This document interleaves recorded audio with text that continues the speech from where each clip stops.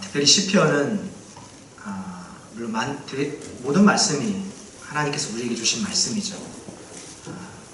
하지만 그 중에도 이 시편은 우리의 삶을 여실하게 드러내주는 말씀입니다. 이 삶의 여정 가운데 수많은 어려움과 핍박과 해결되지 않은 이런 문제들 앞에서 그 한 사람이 또 많은 사람들이 씨름하고 고뇌하고 그러면서 하나님을 의지했던 그런 믿음의 사람들을 중심으로 그렇게 특별히 기도하는 그런 내용으로 시편은 이루어져 있습니다.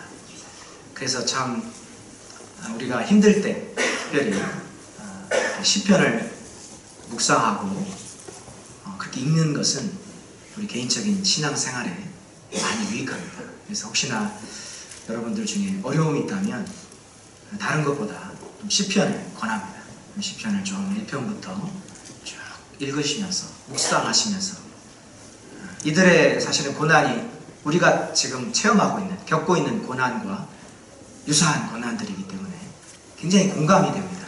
그리고 그들이 어떻게 이 고난을 극복했는지도 나와 있죠. 많은 유익이 있습니다. 그래서 마음이 좀 곤고하다든지 그럴 때 시편을 통해서 많은 그런 은혜와 영적인 유익이 있기를 간절히 소망합니다. 시편 4편은 시편 3편과 마찬가지로 표제에 나와 있죠. 시편은 보시면 파란 글씨로 위에 표제가 있죠. 그래서 이 표제를 보면 누가 이 시편을 썼는가, 저자인가를 알 수 있죠. 오늘 보면 누구라고 나와 있습니까? 4편에 다윗의 시라고 나와 있습니다. 3편과 마찬가지로 이 다윗이 이 시편을 기록했습니다. 3편과 마찬가지로 그의 아들 압살롬에게 배반을 당하고 그렇게 도망가는 중에 이 시편을 또 기록을 했죠. 그런 상황 가운데서 이 시편이 기록이 되었습니다. 내용을 잠깐 살펴보면 1절은 다윗이 어려운 환난 가운데 하나님의 도우심을 간구하는 그런 내용입니다. 2절에서 5절은 압살롬의 반역에 대해서 함께 가담했던 그런 무리들과 또 그들은 하나님의 통치를 거절하고 반대했던 사람들이죠. 그들을 책망하며 그들의 권고합니다. 하나님을 의지하라고 권고하는 내용입니다. 7절에서 8절은 결국에는 하나님께서 우리 다윗의 기도를 들으시고 결국은 하나님께서 그에게 평강과 기쁨을 주심으로 하나님을 찬양하는 그런 내용이 7절에서 8절의 내용입니다. 특히 두 가지를 함께 살펴보기를 원하는데요. 고난 당할 때 우리가 너무나 잘 알고 있지만 고난 당할 때 우리는 먼저 의의 하나님께 기도해야 합니다. 다윗은 서두에 말씀을 드린 것처럼 자신의 아들, 자신이 낳은 아들 압살롬이 배반해서 그를 피하여 도망가고 있는 신세입니다. 얼마나 처량할까요? 다른 사람도 아닌 아들이 자기를 반역해서 자기와 자기의 신하들을 죽이려고 하는 이런 상황 가운데서 티끌을 날리면서 또 울면서 그렇게 도망가고 있는 그러한 상황입니다. 그런 와중에 다윗은 의의 하나님을 부르고 있습니다. 다른 누군가가 아니라 의의 하나님을 찾고 있습니다. 이렇게 그가 하나님을 찾을 수 있는 이유는 전에 그가 하나님을 찾았을 때 그를 구원하셨던 그러한 경험이 있었기 때문입니다. 다윗은 기도의 사람입니다. 그는 어려울 때마다 하나님 앞에 물었습니다. 어떻게 할까요? 하나님, 이렇게든 어떻게 할까요? 하나님, 갈까요? 하나님, 내가 가서 싸울까요? 그럼 얻을 수 있을까요? 매 순간 늘 그는 기도하면서 자신이 하나님께서 맡기신 일들을 감당했던 사람이 곧 다윗입니다. 그는 왕이죠. 권력이 있습니다. 힘도 있죠. 신하도 있습니다. 그를 위해서 죽을 사람도 있죠. 하지만 그는 그를 의지하지 않았습니다. 자신의 위에 계시는 자신의 왕이신 하나님을 바라보았습니다. 그래서 그가 가는 것만 하나님께서 이기게 하셨습니다. 여기에 우리의 승리의 비결이 있다는 것을 우리는 기억해야 합니다.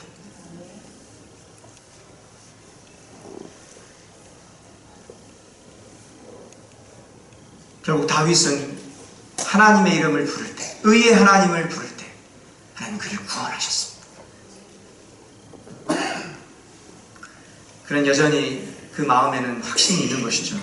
내가 하나님을 부르면 하나님 나를 구원하실 것이다.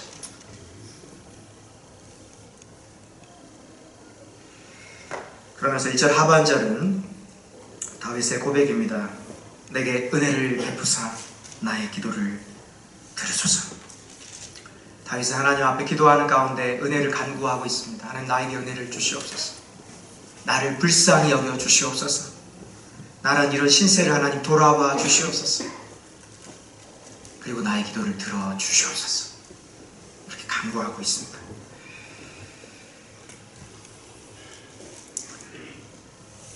우리의 삶에 있어서 기도는 너무나 중요하죠. 우리 너무나 잘 알고 있습니다. 하지만 때로는 우리가 기도가 안 될 때가 있죠. 기도가 좀 잘 되시나요? 때로는 새벽기도 나왔는데 기도가 안 될 때가 있어요. 예전에는 기도가 좀 너무 잘 됐어요. 근데 기도가 안 될 때가 있습니다. 기도를 하고 싶은데 기도가 안 될 때가 있어요. 내가 기도의 자리에 나가고 싶은데 잘 안 될 때가 있습니다. 왜 그럴까요? 그래서 기도는 은혜입니다. 은혜가 필요합니다. 하나님의 은혜가 필요합니다.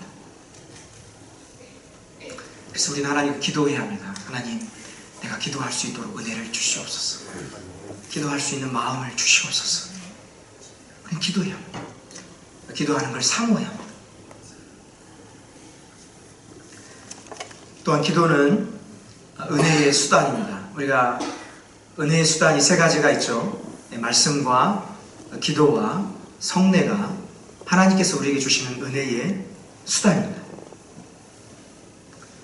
그 중에 기도가 은혜의 수단이죠. 하나님은 우리는 기도를 통해서 하나님 우리에게 은혜를 주시기를 원하십니다. 이게 하나님의 뜻인 것이죠. 하나님께서 우리를 향한 하나님의 뜻이 은혜를 주시기 위한 것이죠. 그러므로 우리는 이 은혜의 수단, 은혜의 방편을 우리는 잊지 말고 사용해야 합니다. 그래서 말씀을 들어야 합니다. 우리는 주님 앞에 나아가 기도해야 합니다.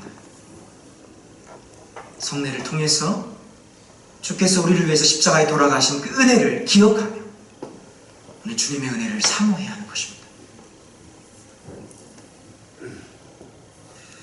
여기서 다윗은 하나님께 기도하는데 그 하나님을 의의 하나님이라 라고 말씀하고 있습니다. 의의 하나님. 여기서 의는 하나님의 의를 말합니다. 의는 거룩한 하나님의 속성입니다. 의는 죄와 전혀 상관이 없는 그러한 상태를 말합니다. 하나님은 의로우신 분이십니다. 그러나 2절에 보시면 인생들아 라고 말씀하고 있죠. 이에 반해서 하나님 의로우신 하나님이신데 이에 반해서 인생들아, 인간들은 의롭지 않습니다. 하나님을 지금 대적하고 있죠. 하나님이 기름 부으신 왕을 지금 대적하고 있는 것입니다. 그것은 곧 하나님을 대적하고 있는 것이죠. 그들이 하는 일이 무엇입니까? 그들은 하나님의 영광을 바꾸어서 결국은 하나님 욕되게 하고 있습니다. 로마 3장 23절에 이렇게 기록되어 있죠. 썩어지지 아니하는 하나님의 영광을 썩어질 사람과 새와 짐승과 기어다니는 동물 모양의 우상으로 바꿨느니라. 저 인생들은 하나님의 영광을 바꾸어서 사람들이 사람을 하나님께 돌려야 할 영광을 사람에게 돌리게 하고 또 하나님 앞에 나아가 예배해야 할, 경배해야 할 그들이 새와 또 사람 앞에 또 짐승들 앞에 요즘 돈 앞에 그렇게 숭배하고 경배하고 있습니다. 오직 경배를 받아야 할 분 하나님인 줄 믿습니다. 하나님은 창조주이십니다. 우리는 피조물입니다. 그러므로 피조물은 마땅히 우리를 지으신, 우리를 창조하신 하나님 앞에 예배하는 것이 마땅한 것입니다. 하나님이 없이는 우리가 존재할 수 없습니다. 물론 이 말도 사실은 맞지 않죠. 하나님이 없다. 결국 우리가 지금 존재한다는 것은 나를 지으신 분이 계시다는 것입니다. 왜냐하면 우리가 스스로 있지 않기 때문이죠. 지금 우리가 예배당에서 예배하고 있는데 이 예배당이 갑자기 하늘로부터 내려오지 않았습니다. 뚝 떨어지지 않았죠. 누군가를 통해서 누군가의 헌신과 수고와 눈물과 기도를 통하여서 이 예배당이 지어졌습니다. 예배당이 건축이 되었습니다. 누군가를 통하여서. 이 모든 만물은 하나님이 창조하셨습니다. 할렐루야. 아멘. 우리도 하나님이 지으셨습니다. 나를 지으신 이가 하나님.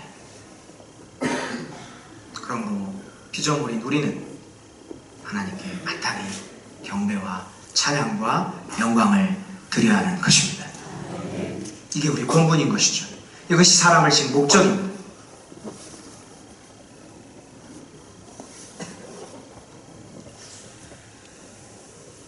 그러면서 하나님은 이렇게 하나님의 영광을 바꾸어서 하나님을 욕되게 하고 뿐만 아니라 그들은 헛된 일을 좋아하고 무가치한 일입니다.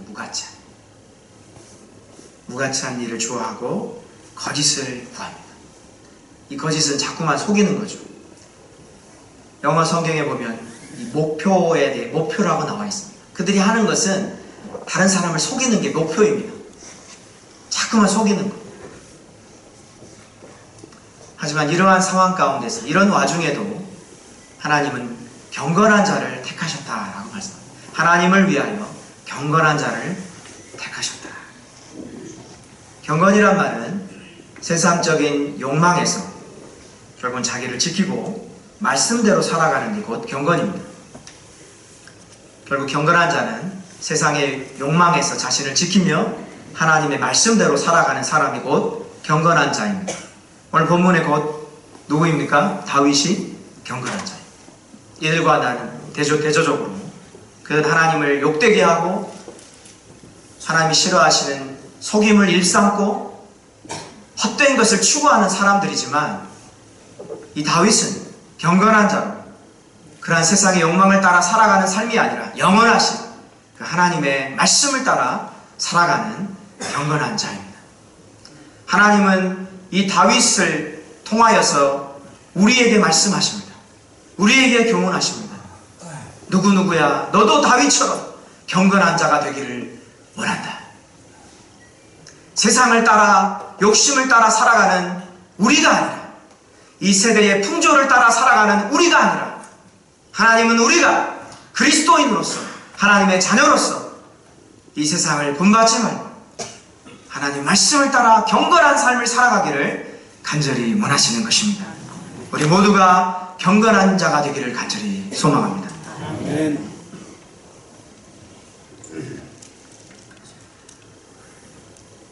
우리가 이렇게 고난을 당할 때 우리는 하나님 앞에 기도해야 합니다. 두 번째로 우리가 고난 당할 때 5절에 말씀하고 있죠. 의의 제사를 드리고 여호와를 의지해야 합니다. 의의 제사는 하나님이 옳다고 인정하시는 제사입니다.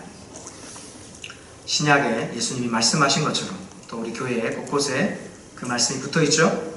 영과 진리로 예배하는 것이 곧 의의 제사입니다. 영과 진리는 성령 안에서 진리 안에서 믿음으로 드리는 예배가 곧 영과 진리로 드리는 예배입니다. 우리가 지금 예배하고 있지만 하나님이 인정하지 않으시는 예배자가 있을 수 있습니다.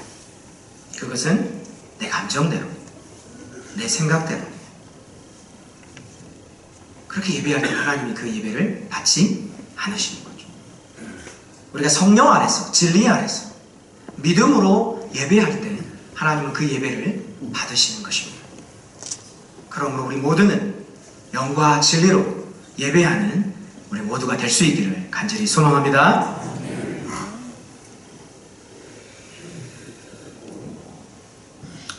또한 의의 제사는 이 참된 회개에 이르게 합니다. 의의 제사는 참된 회개에 이르게 합니다. 또한 이 의의 제사는 하나님과의 올바른 관계를 회복시켜 줍니다. 그럼 너무 중요한 거죠. 그렇죠?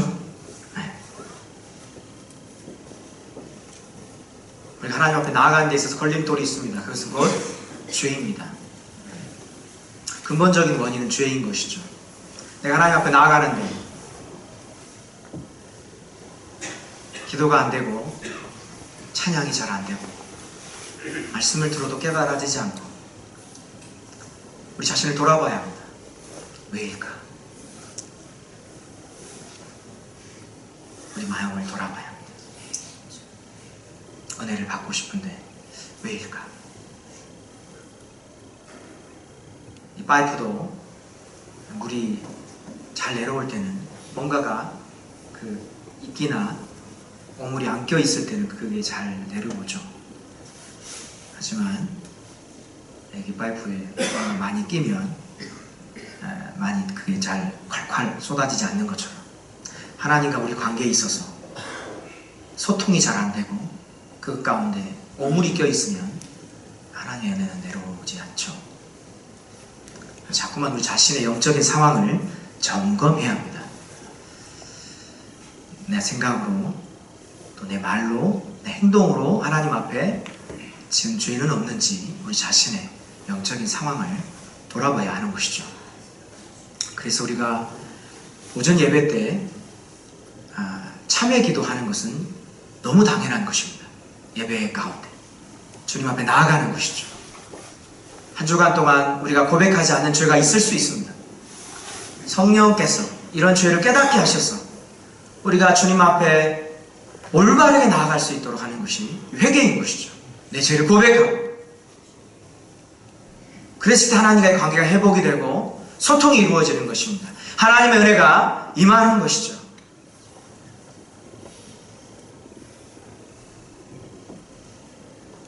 또한 의의 제사는 하나님과 올바른 관계를 이루게 합니다.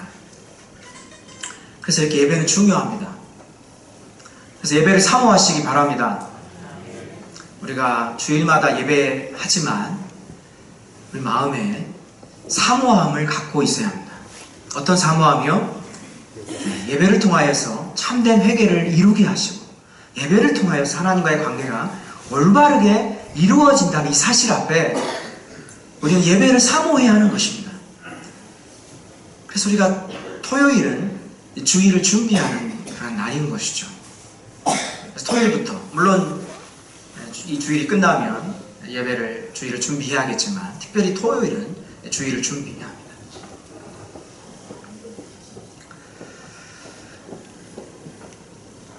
저는 유초동부 예배에 특별히 아시다시피 유초동부 예배와 우리 오전 예배는 시간이 같이 겹쳐서 헌신자 예배를 드리고 있습니다. 때로는 유초동부 예배에 서기까지 참 많은 연약함들이 보일 때가 있습니다. 그럴 때는 참 마음이 좀 답답하고 어려움이 있습니다. 하지만 헌신자 예배를 통하여 하나님이 저에게 은혜를 주시고 계십니다. 그래서 헌신자 예배가 너무 기대가 되고 사모함이 됩니다. 왜냐하면 때로는 제가 많이 부족하고 연약한 가운데 있었지만 그 예배를 통하여서 힘을 주시고 또 믿음을 주심으로 유초동 예배를 잘 감당하게 하십니다. 이것은 단지 어떤 직분을 맡아서 했기 때문이 아니라 예배가 이렇게 중요하다는 것이죠. 하나님과의 그 올바른 관계를 이루기 위해서는 예배가 너무 중요한 것입니다.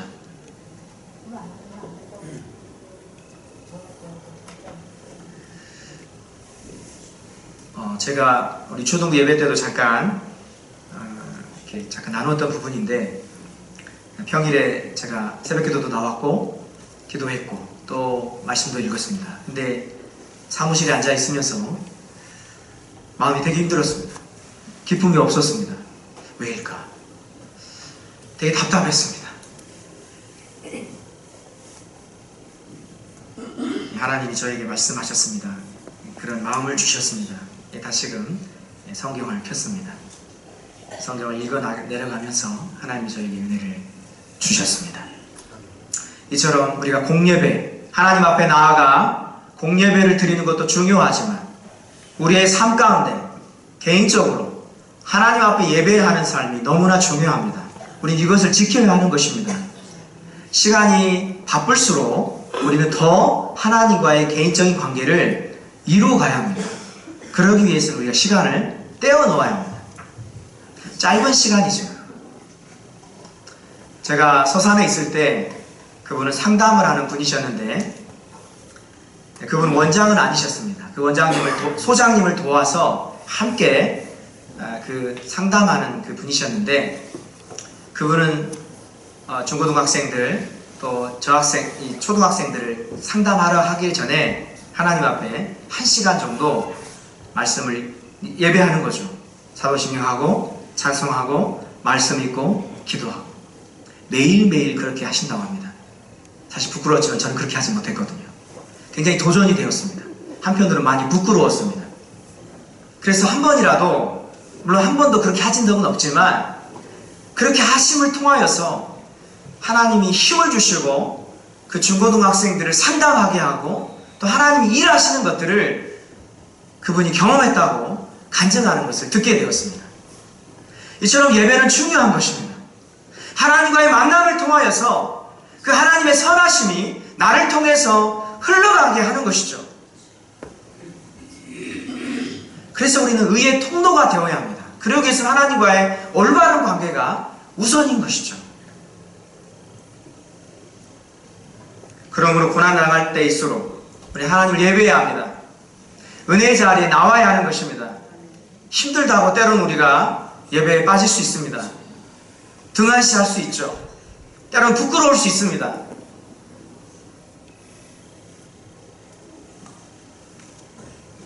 하지만 그것은 하나님 주시는 마음이 아닙니다.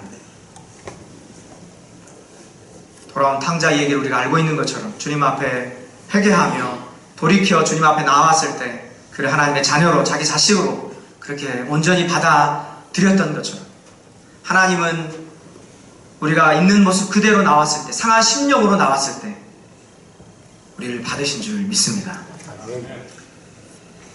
그러므로 예배는 우리의 삶의 우선순위가 되어야 합니다. 사실 이 주일은 예배가 없습니다. 이미 선약된 것이죠.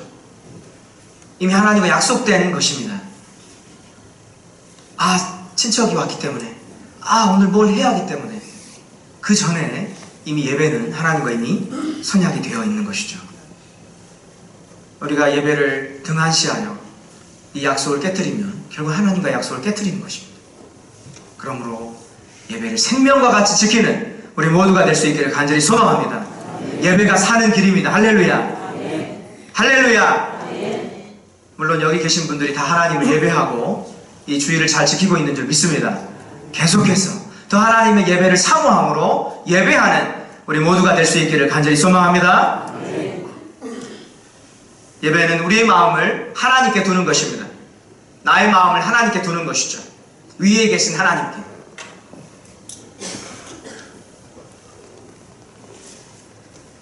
그래서 우리가 고난당할 때 하나님을 예배해야 합니다. 하나님을 의지해야 합니다. 가정에서 자녀들과의 관계, 부부간의 어려움, 직장에서 직장 상사와의 어려움, 또 질병으로 인하여서 개인적인 여러 가지 관계적인 어려움, 이런 고난을 당할 때 더 믿음으로 하나님 앞에 나아가는, 예배하는 우리 모두가 될 수 있기를 간절히 소망합니다. 히스기야는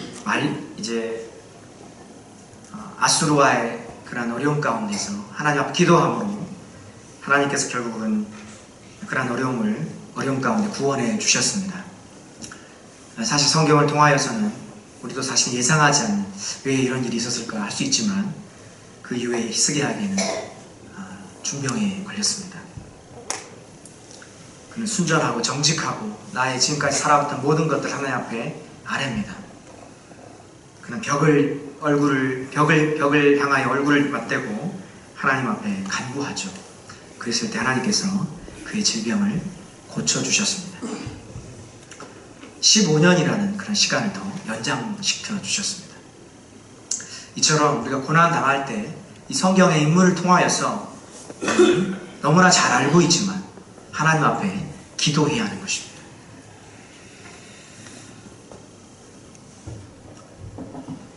이렇게 다윗은 하나님 앞에 기도했을 때 그에게 하나님이 그를 구원하셨고 결국은 그 마음 가운데 기쁨과 평안을 주셨습니다.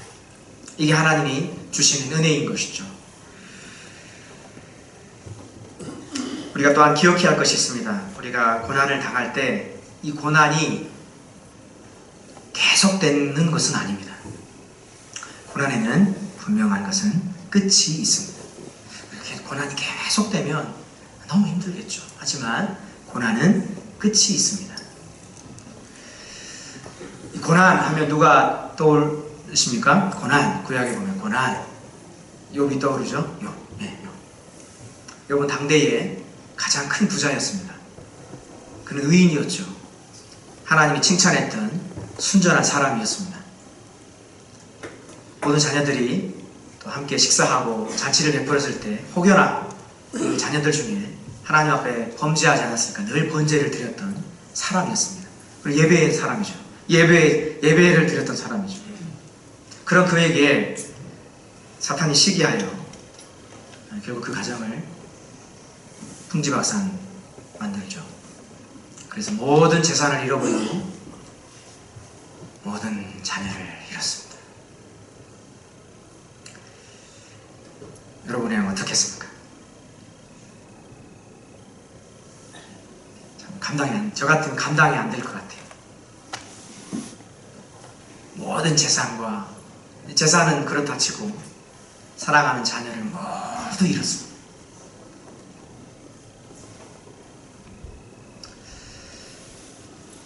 물론 그래서 성경에 기록되어 있을 수도 있겠지만 욥은 그래도 하나님을 원망하지 않았습니다. 할렐루야. 그는 끝까지 인내했습니다. 친구가 와서 여러 가지로 그를 괴롭히고 바른 말이죠. 사실은 바른 말을 했습니다. 너무 힘들었습니다.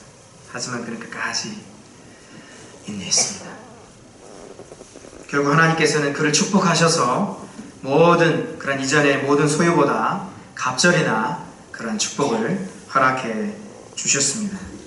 그래서 신약의 욥에 대해서 야고보 5장 11절에 말씀하죠. 보라, 인내하는 자를 우리가 복되다 하나니 너희가 욥의 인내를 들었고 주께서 주신 결말을 보았거니와 주는 가장 자비하시고 긍휼히 여기시는 이시니라. 아멘. 또한 고난은 우리에게 유익을 줍니다. 그래서 고난은 변장된 축복이라고도 하는데요. 고난을 통해서 하나님은 우리에게 우리의 성품을 만들어 가십니다. 예수님의 성품을 닮아가게 하시죠. 그래서 로마서 5장 3절 5절에 이렇게 말씀하죠. 다만 이뿐 아니라 우리가 환난 중인데 즐거워하나니 이는 환난은 인내를, 인내는 연단은 소망을 이루는 줄 알미로다. 여기서 영어 성경에 보면 여기서 연단을 인격이라고 그렇게 해석하고 있습니다. 우리는 인내를 통해서 우리의 인격이 주님을 닮아가게 하십니다. 그래서 결국 고난은 우리에게 축복인 거죠. 유익인 것이죠. 뿐만 아니라 이 고난을 통해서 우리가 어떻게 합니까? 하나님께 나아가게 합니다. 할렐루야. 물론 우린 고난을 당하고 싶지 않지만 고난을 통해서 우리의 모난 부분들이 깎여지고 우리가 하나님 앞에 나아가기보다 세상을 사랑했던 그런 마음들이 때로는 내 마음대로 내 생각대로 나를 의지하고 사람을 의지했던 내가 그 고난을 통하여서 하나님 앞에 나아가게 합니다. 세상 사람들은 이것을 이해할 수 없죠. 이해하지 못합니다. 왜냐하면 영적인 복을 모르기 때문이죠. 이것이 진정한 복인 줄 믿습니다. 하나님께 나아가면 하나님을 가까이 하니 너희의 복이라. 다른 복보다 우리가 하나님을 가까이 하면 진정한 복인 줄 믿습니다. 그러므로 요즘 힘들어 하시는 분들이 있습니까? 물론 사실 이 중에 힘들지 않는 분은 안 계시겠죠. 그런 상황을 통하여서 더 하나님을 가까이 하고 있다면 여러분 정도의 길을 가고 있는 것입니다. 여러분 잘 가고 있는 것입니다. 비록 지금은 힘들지만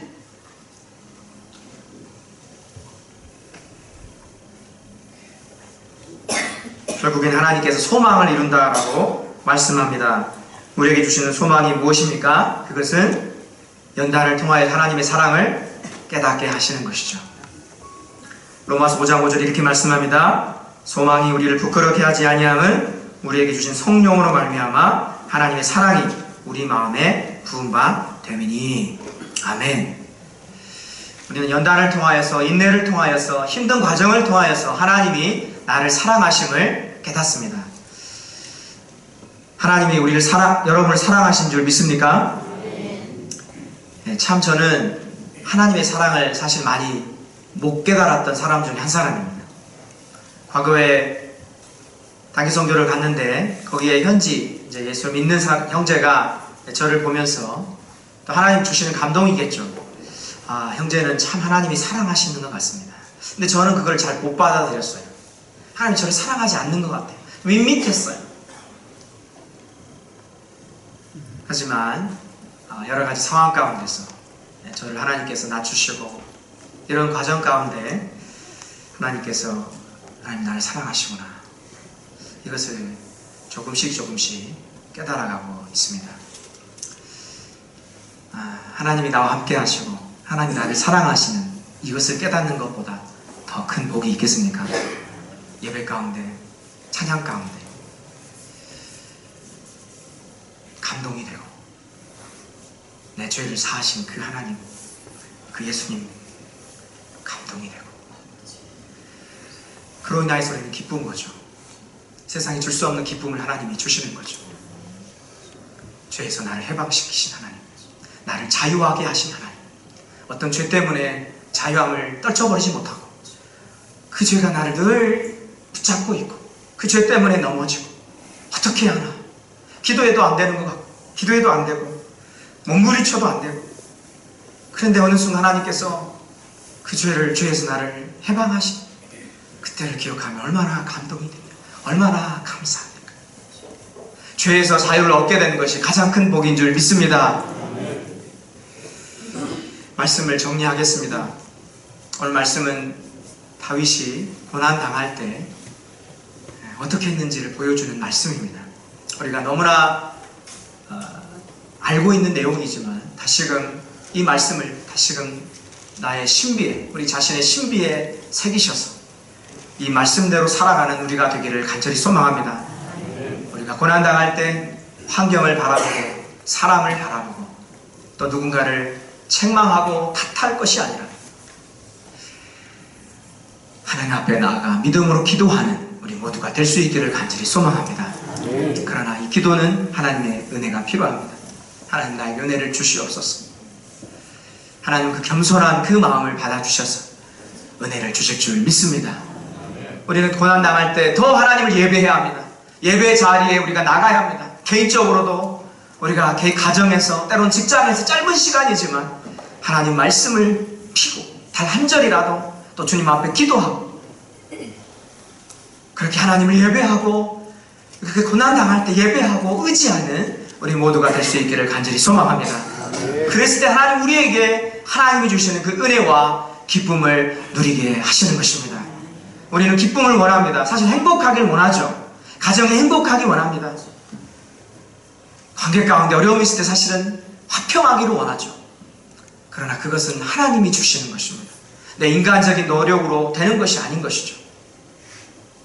우리가 하나님과의 올바른 관계 가운데 있을 때 하나님이 우리에게 주시는 선물입니다. 그러므로 고난당할 때 하나님 앞에 나아가 기도하고 하나님을 의지하고 하나님을 더 예배하고 하나님을 바라보는, 그래서 하나님이 주시는 기쁨과 평안을 누리는 우리 모두가 될 수 있기를 간절히 소망합니다. 마지막으로 고난당할 때 특별히 이 야고보서 5장 13절이 오늘 말씀의 결론으로 함께 말씀을 나누고 마치길 원합니다. 야고보 5장 13절은 이렇게 말씀하고 있습니다. 너희 중에 고난당한 자가 있느냐? 그는 기도할 것이요 즐거워하는 자가 있느냐? 그는 찬송할지니라. 한 번만 더 읽어드리겠습니다. 때로는 말씀을 우리가 잘 좀 암송할 필요도 있습니다. 오늘 말씀을 요약합니다. 너희 중에 고난당한 자가 있느냐? 그는 기도할 것이요. 즐거워하는 자가 있느냐? 그는 찬송할지니라. 아멘. 아멘. 아멘. 아멘. 아멘은 능력이 있습니다. 아멘. 때로는 이해가 되지 않더라도 앞에서 시키기 때문이 아니라 중심으로. 아멘. 저는 그런 것들 경험합니다. 담임 목사님이 강단 위에서 말씀을 증거하실 때 예전에는 잘 아멘 안 했습니다. 근데 요즘에 아멘 합니다. 근데 그것이 제 것이 되더라고요. 아멘. 아멘. 아멘. 저의 말이 아니라 하나님의 말씀이기 때문에 아멘으로 화답하는 우리 모두가 될 수 있기를 간절히 소망합니다. 아멘.